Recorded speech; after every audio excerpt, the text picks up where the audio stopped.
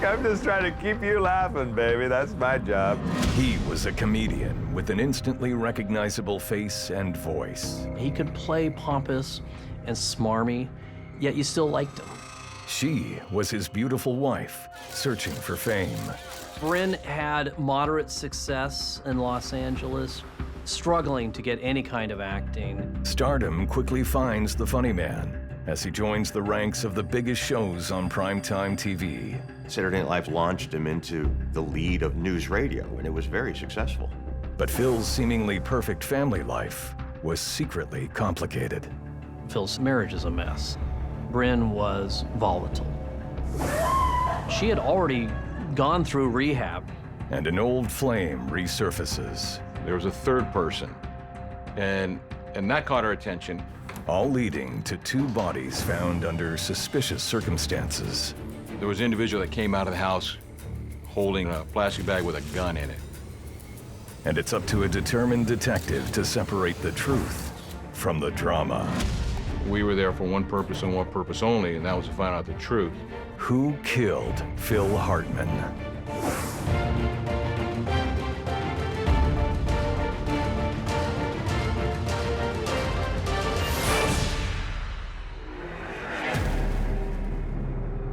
May 28th, 1998. All appears quiet in the tranquil city of Encino, California. But in the home of famed comedian and Saturday Night Live alumnus Phil Hartman, something is horribly wrong.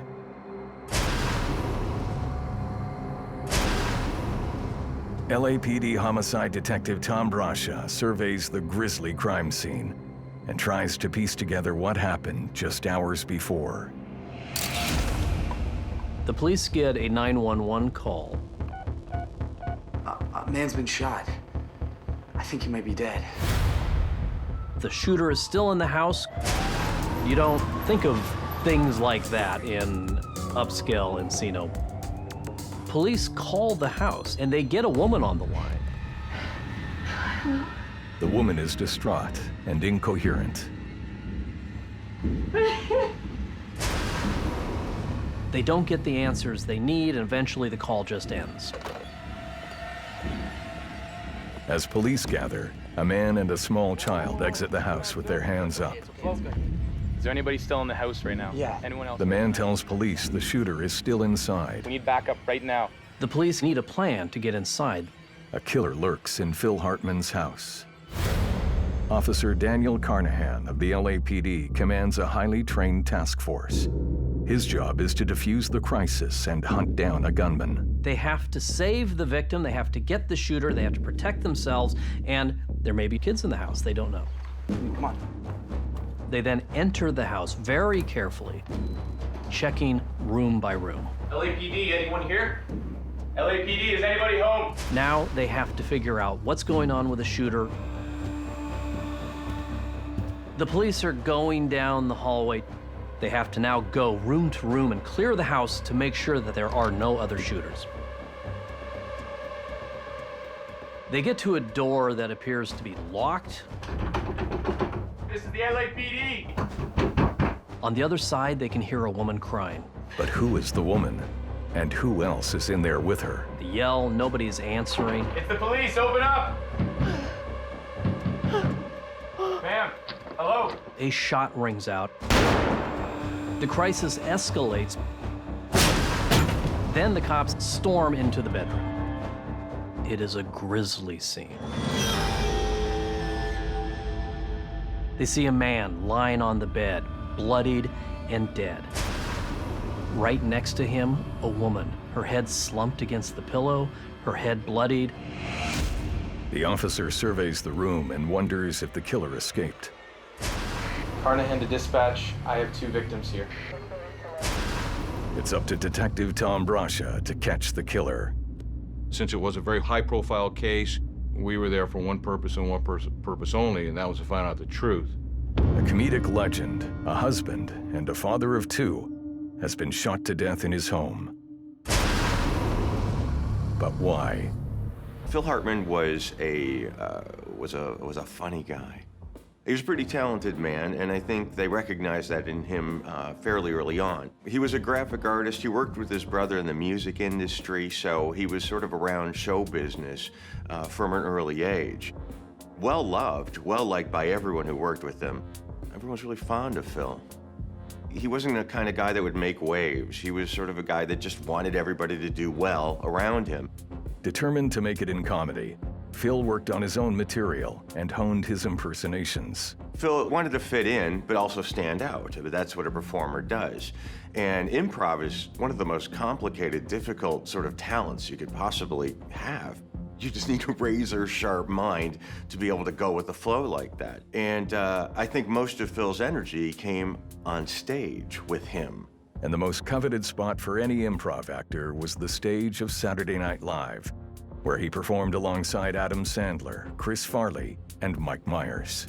Saturday Night Live put Phil Hartman on the map as far as the world is concerned. It was Hartman's distinctive voice and comedic timing that snagged him a starring role on the sitcom News Radio, where his performance garnered him an Emmy nomination. Police find Hartman lying dead next to his 40-year-old wife, Brynn.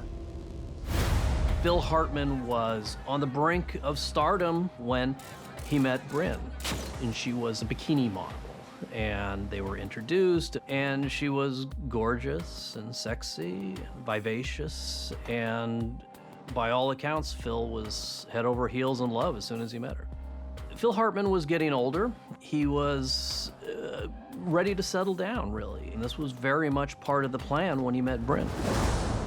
Brynn was originally Vicky Jo Omdahl. She was born and raised in Minnesota, and she was one of those prettiest girls at the high school. And she kicked around modeling a little bit in Minnesota, and like so many people, came out to Los Angeles, changed her name from Vicky Jo to Brynn, and tried to make it as an actress and a model. Brynn had moderate success as a model in Los Angeles. She was modeling bikinis, doing a little bit of other work, struggling to get any kind of acting. Phil Hartman is a very famous television personality, and I'm sure she's hoping that he could open some doors to her. Phil and Brynn are married in November 1987. They have 2 children, a son, Sean, born in 1989, and a daughter, Bergen, in 1992. The acting never takes off for her, and she's mostly a stay-at-home mom with her kids. Now, both the children's parents are dead. 9-year-old Sean and 6-year-old Bergen are safely removed from the Hartman home. Neighbors and family members rush to their side, while police focus on catching the killer.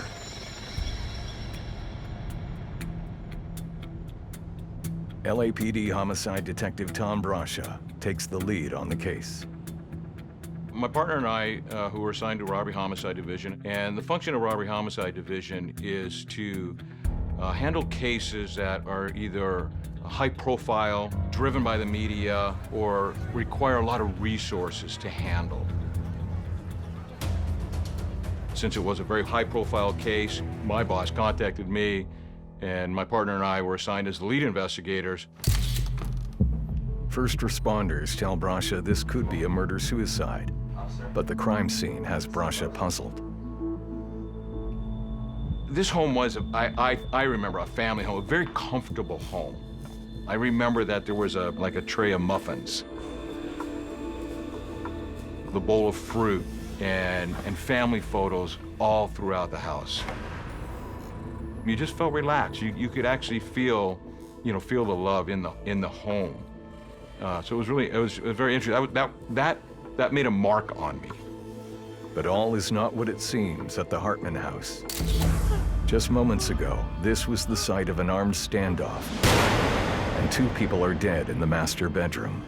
The master bedroom was on the very north side of the home. The bedroom was similar to the rest of the house. 2 nightstands, on either side of the bed. They each had their own phones on either side of the bed. I remember that.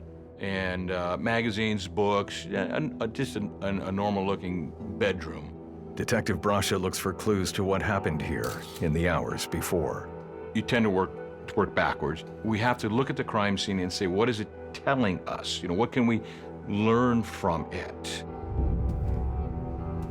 What I saw was Brynn on the bed, as was Phil. Phil was interesting to me. He was just wearing a t-shirt, a pair of boxers. He was in a position where he looked like he was just sound asleep. And I saw 3 gunshot wounds on him. He had a gunshot wound right to the middle of his forehead, a gunshot wound on his neck, and then a gunshot wound to his right forearm.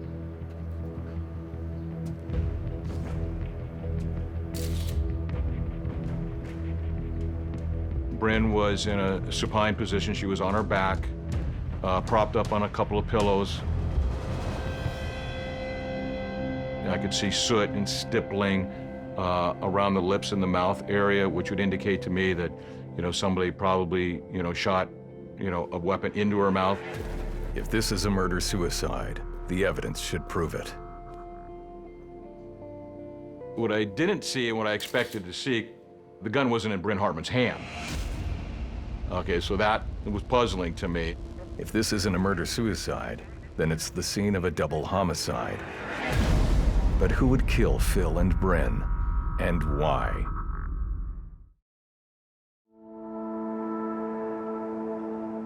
Encino, a swank neighborhood nestled in the Hollywood Hills. Some of entertainment's biggest stars have called it home. It's an unlikely place for the LAPD to be called to a brutal double murder. But after responding to a frantic emergency call, they find Phil Hartman, a beloved Saturday Night Live cast member, and his wife Brynn, dead in their mansion.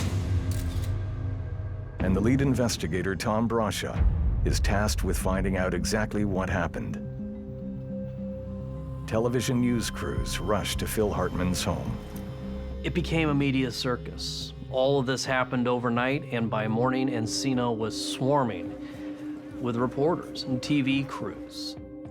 Nobody could believe it, that a guy as amiable, nice, respected, loved as Phil Hartman could end up being murdered in his own house, and then that his wife was also dead.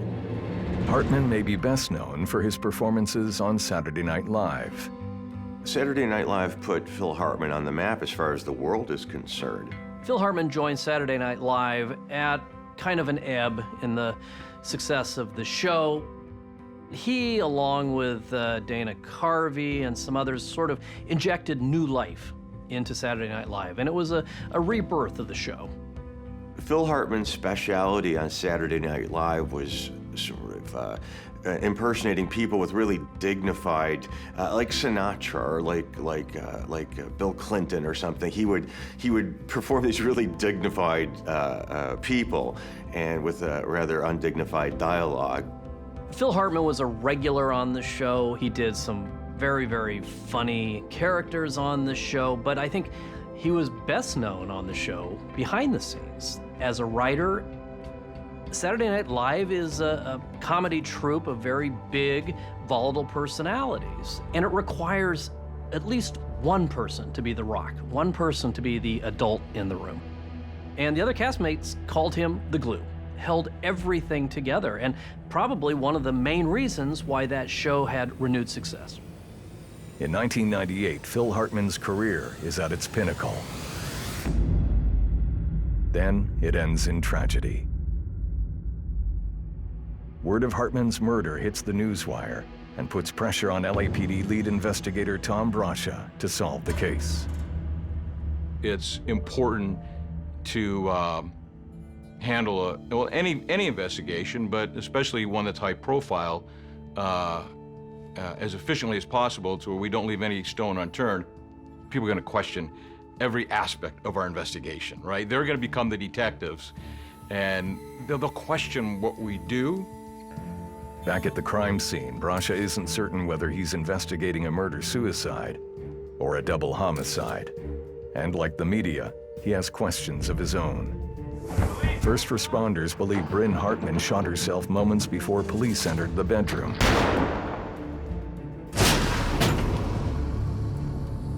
But Brascia isn't convinced. On the surface, it seemed like a homicide and a suicide. But there was one curve in there. Murder-suicides usually have telltale signs, so Brascia and his team look for them. If there's an argument, are there signs of an argument?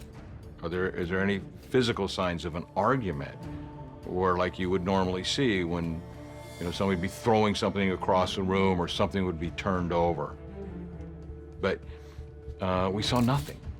No lamps were turned over, no footstools turned over, and no evidence that there was any type of physical altercation at the home.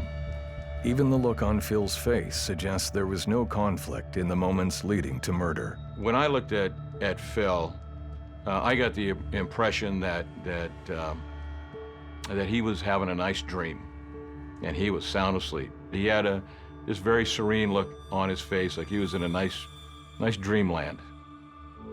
So far, there's no evidence to prove this was a murder-suicide, so Brascia looks for more clues. We have a team of investigators that go inside the home, and we photograph and we measure and we look, and we try to figure out from the physical evidence that we have if we can determine what occurred.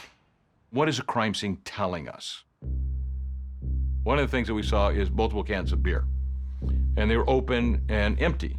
How long had that can been there? Was it freshly drank, or had it been there for 2 weeks, 3 weeks? Smelled fresh, like somebody had recently drank the beer.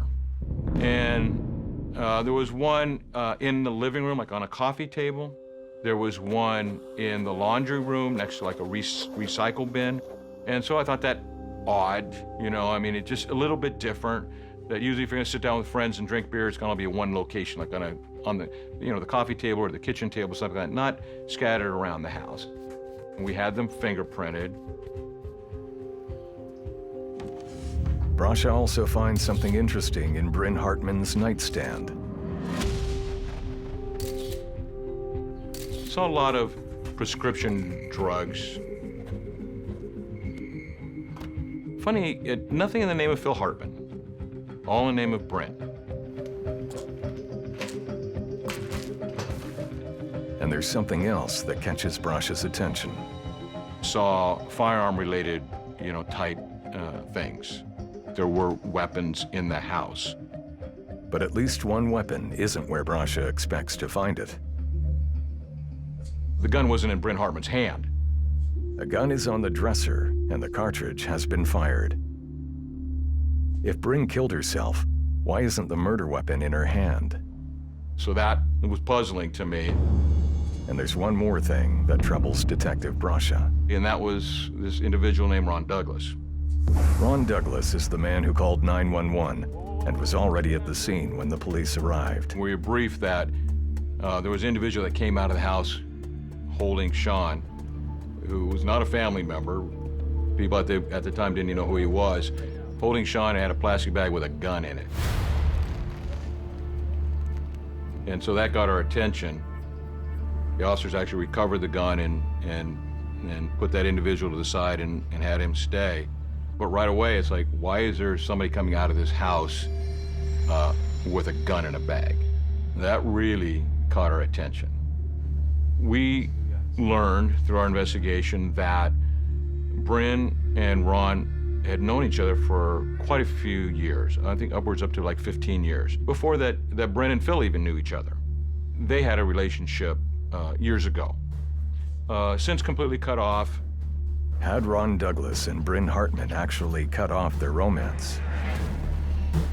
Wait. Or did a love triangle lead to murder? We had to find out if Ron Douglas had anything to do with this. Want to tell me what happened? Did Ron Douglas kill Phil Hartman?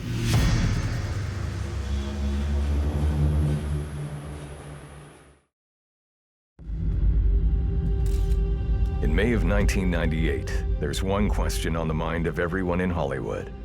Who killed legendary Saturday Night Live comedian Phil Hartman and his wife Brynn? LAPD Homicide Detective Tom Brascia detains Brynn Hartman's former lover, Ron Douglas. He's both a witness and a prime suspect. At a homicide-suicide scene, there's usually only two people there. In this particular case, there was a third person. And that caught our attention. Does Ron Douglas have a motive to kill Phil Hartman? When my partner and I had finished at the crime scene, we went out to interview Ron. Ron, We didn't soft shoe it at all. want to tell me what happened? We were there for one purpose and one purpose only, and that was to find out the truth.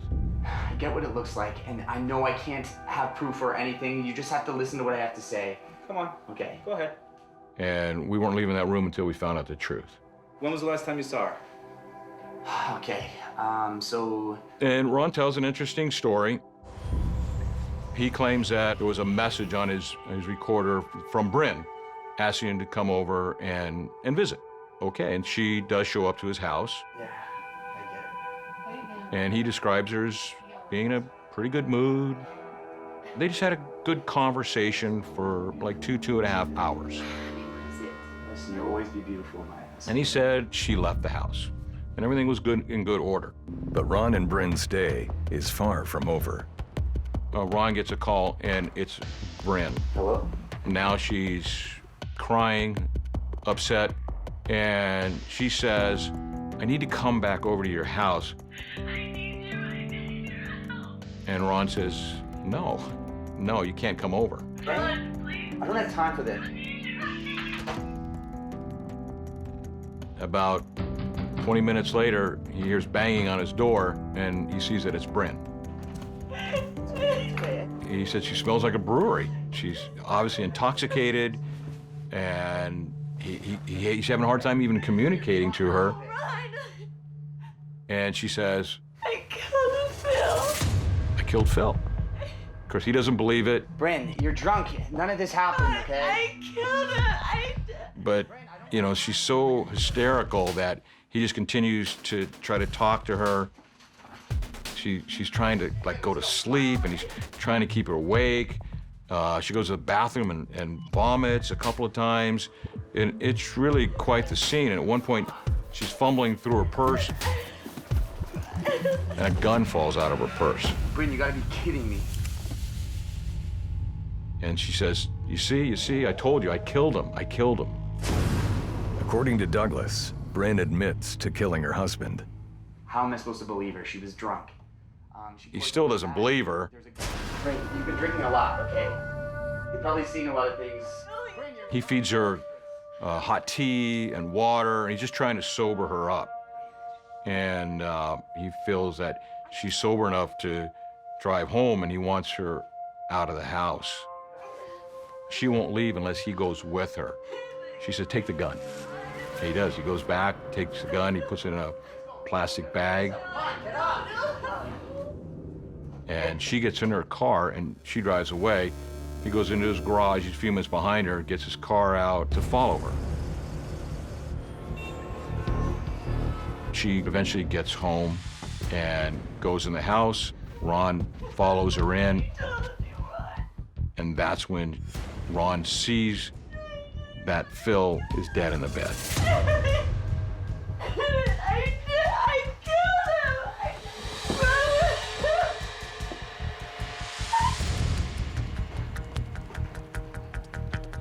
He goes to the phone and he calls 911 right away. A man's been shot. I think he may be dead. Is Ron Douglas telling the truth? Brascia wonders if perhaps Douglas and Brynn are more than just friends. When was the last time you were intimate with her, Ron? I can't even remember. Definitely not in the last 24 hours. No. And the interview took several hours. We've been known to have pretty good stamina when it comes to interviews and interrogations. Did you and Brynn ever fight? We had arguments, but friends have arguments sometimes. She was really messed up. I've never seen her like that before. And we knew that sometimes it took a lot of time, because if Ron had this deep, dark secret, he's not really inclined to tell a couple perfect strangers what that secret is. We just have to run a few tests, run a few things, and I'll be back in touch, okay? Yeah. Ron Douglas's story sounds believable, but Brascia needs time to investigate and make sure his story checks out. We went out and we verified a lot of the points. And one of the things that we did was phone records, and to establish timelines as to what happened. And in fact, we corroborated the fact that at what time Ron said he made contact with Brynn was actually reflected on her phone record. We interviewed his neighbors to see if they heard anything or see anything. which in fact corroborated what he was telling us. And we have a neighbor that actually can time Brynn when she pulled up and then when they left. More and more evidence suggests this was in fact a murder-suicide. But one of the things that my partner and I asked the coroner to do was do a sexual assault kit, just to see if there was any evidence, you know, that there was any sex involved somewhere. Ron denied having any type of sexual relations with her once he had cut off their relationship. That was one of the reasons we also did the sexual assault kit, to try to verify what he was saying. Wait. Or if we found evidence, you know, that those two had sex, then we knew that Ron was lying to us. And it came back completely negative. Autopsy reports further confirm Detective Brascia's suspicions. Brynn Hartman had a injury inside of her mouth, gunshot wound to the mouth, and had an exit wound at the top of her head. The wound suggested a self-inflicted gunshot wound. And only Brynn's fingerprints were found on the gun lying on the dresser. Ron's were not. We did resolve the issue with Ron Douglas. Ron Douglas had nothing to do with the murder of Phil Hartman. Simple. He did not. That relieved a lot of concern for us. Being detectives, we just wanted to make sure to try to get as much of the truth as we could. The question surrounding the two guns is also resolved. From the very beginning, Phil Hartman was a gun enthusiast. Always had guns, and for Brynn's 40th birthday, he gave her a pistol. They actually went shooting together. She was very familiar with how to use a firearm. Ballistics testing proves that Brynn shot her husband with the gun Ron Douglas carried in the plastic bag, and then shot herself with the second gun. Brascia also learns why the gun wasn't in Brynn's hand after her suicide. We did get to the bottom of that. When the officer went for the room, his natural reaction was disarm the suspect because I don't know if she's dead or not. So out of abundance of caution, he removed it from her hand and set it over on the dresser off to the side, which is where it was at. So it was explainable. We like our crime scenes pristine as much as possible. But having been a detective for a long time, that's also a fallacy. You know, there's always something that's going to be disturbed. It's our job to figure it out. All the evidence now points to murder-suicide, but Brascia still has to answer other pressing questions. But then still there's a question, you know, what happened then? What caused Brynn to do this? Why did Brynn Hartman kill her husband?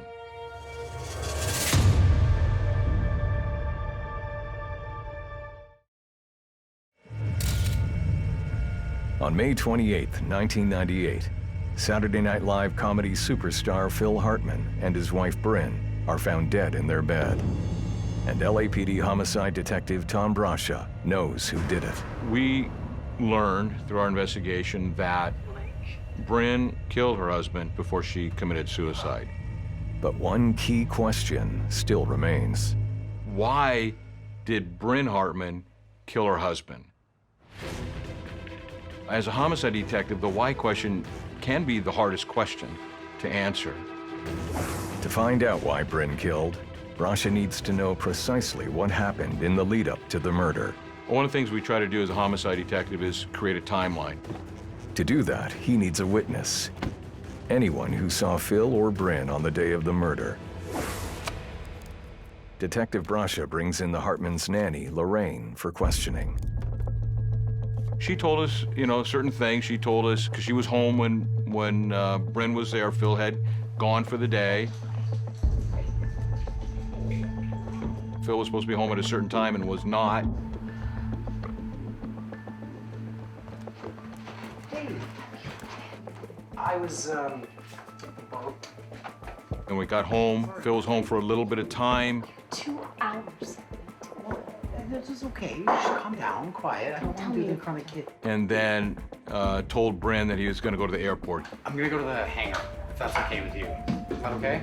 He maintained a small aircraft at Van Nuys Airport, and he said he was going to go there to his aircraft, be gone about an hour.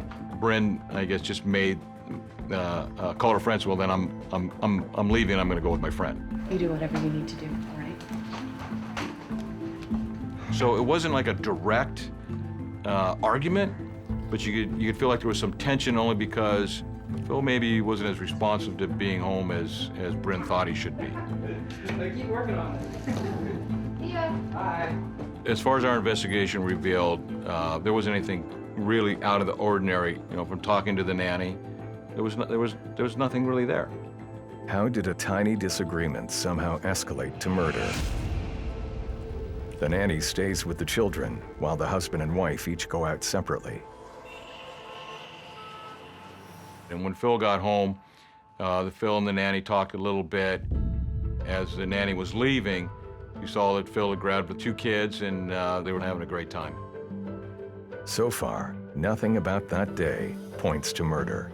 The nanny paints for police this very charming, happy scene. He's at the peak of his wealth.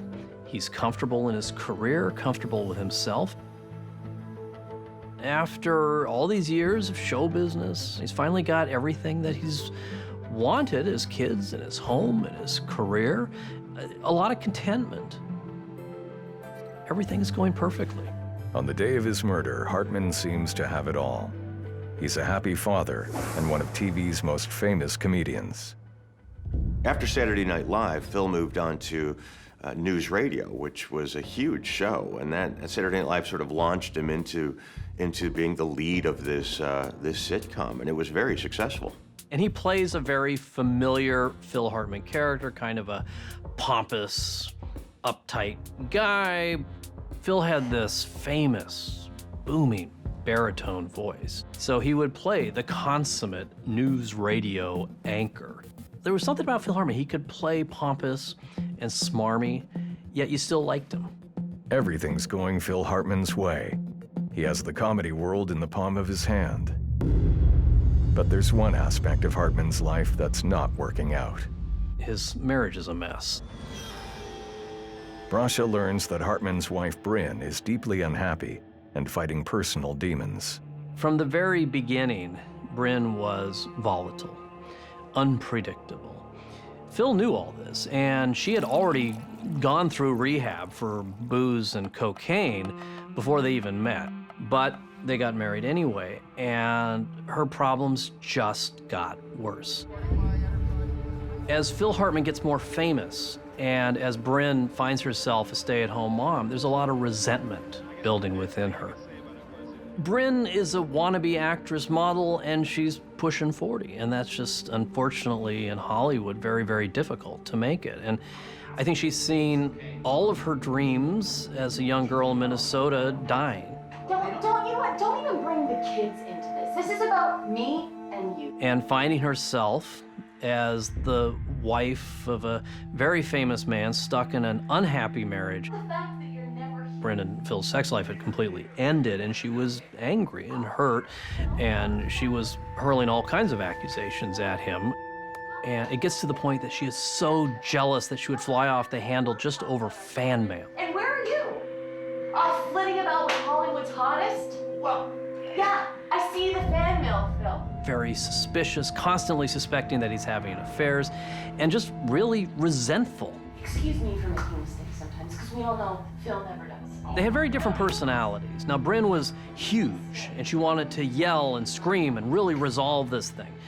And Phil was more reserved. It's about me and you. Of course it is. Yeah. Well, what is it? So, of course, this just got her even angrier. She felt like she couldn't get through to him. And it was just this combustible, volatile mix. But none of these elements on their own is enough of a motive for murder. Brascia keeps building a timeline to find out what caused Brynn to kill. We did interview the girlfriend that met Brynn at Buca di Beppo. After Phil went to his airplane hangar, Brynn went for drinks with her friend Christine Zander, a producer with Third Rock from the Sun.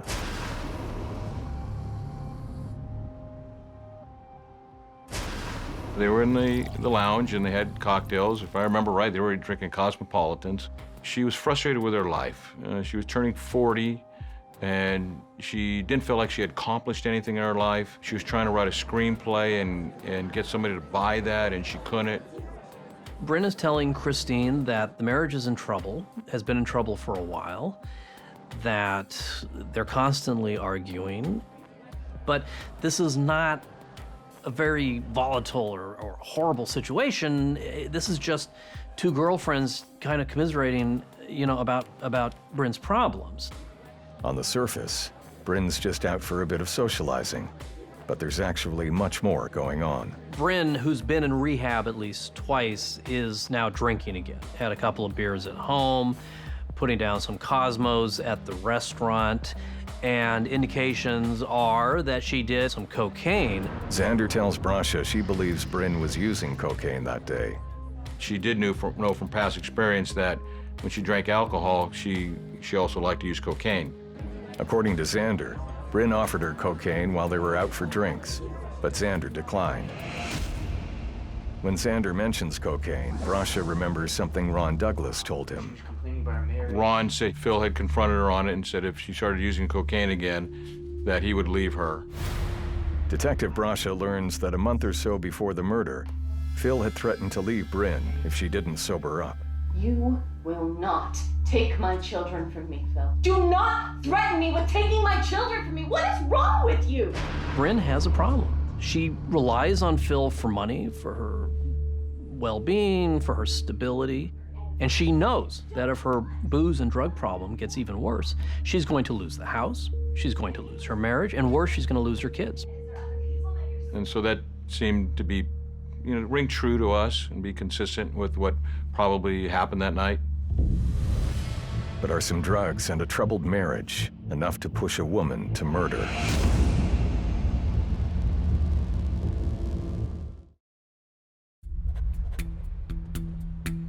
Famed Saturday Night Live and news radio comedian Phil Hartman and his wife Brynn are found shot to death in their bed. After a high-pressure investigation, Detective Brascia finally has a clear picture of what happened the day of the murder. After drinks with Christine at the Italian restaurant, Brynn goes to an old friend's house, Ron Douglas. She does show up to his house, and he describes her as being in a pretty good mood. We've had hard times, just as everybody else has. She's obviously been drinking, and it's more of the same, these complaints about her marriage and all these problems. You know, you really get the sense that Ron's heard all this before and just doesn't want to hear it again, and just says, you know, why don't you go home? I think it seems logical that some kind of an argument ensued. Here comes Brynn home, drunk again, maybe even high. I can smell the alcohol on your breath. Here's Phil trying to get some sleep.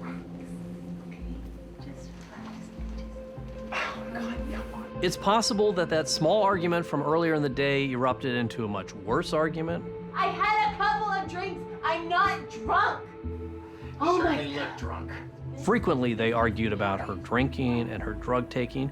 He had already threatened to take away the kids. So it's certainly possible that he did it again. I'll leave you.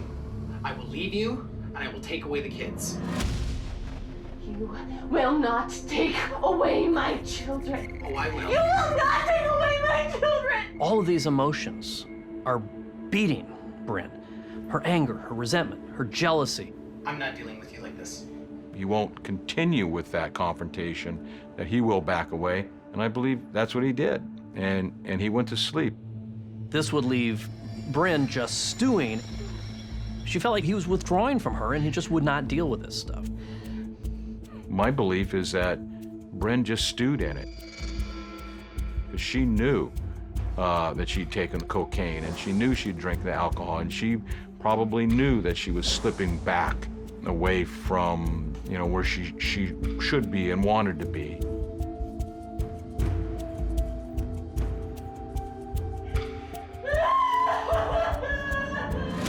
She knew she was putting her marriage into jeopardy, And to her, her world was crumbling. And I think at some point made a split-second irrational decision.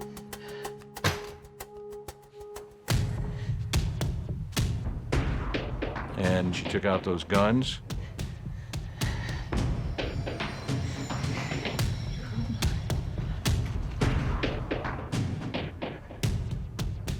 And pulled the trigger.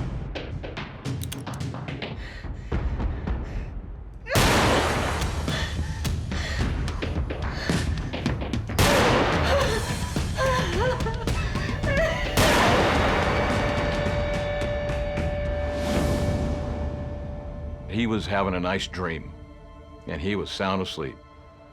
I believe the first shot was the one to the center of his forehead. That was obviously a fatal shot, and coroner says it was a fatal shot.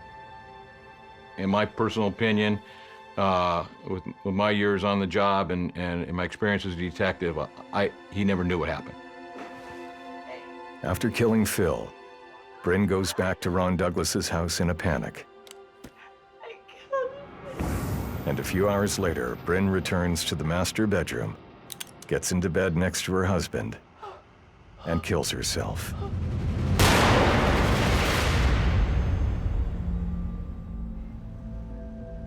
The facts of the case are clear, but something is still off for Detective Tom Brascia. It just didn't quite sit, like, what actually set her over that hump, right? Because she used cocaine in the past. She drank in the past. We all have arguments, right? So what was the difference maker? Months after the murder, Brascia gets a surprising call. And my partner and I received a phone call really out of the blue. And it was from a doctor out of Colorado who told me that there's an antidepressant on the market that can be highly effective, but in some people, when they first start using the drug, they have either homicidal or suicidal tendencies. And so at that point, we contacted the coroner's office and said, could you test for that? And sure enough, Brynn had that antidepressant in her system. Did a cocktail of booze, coke, and antidepressants launch Bryn Hartman into a psychotic episode? And that was something I thought, that might have been it. I don't know for sure. But that could have been it. That could have been the one thing that pushed you right over the edge. In the wake of the murder-suicide, Bryn Hartman's family files a wrongful death suit against Brynn's psychiatrist and the pharmaceutical company. The suit alleges that Brynn's psychiatrist didn't warn her of the antidepressant's potential violent side effects. A settlement is reached out of court. The settlement helps Sean and Bergen live in a world without their parents to provide for them. It's not going to bring back the parents of these kids, but it's something.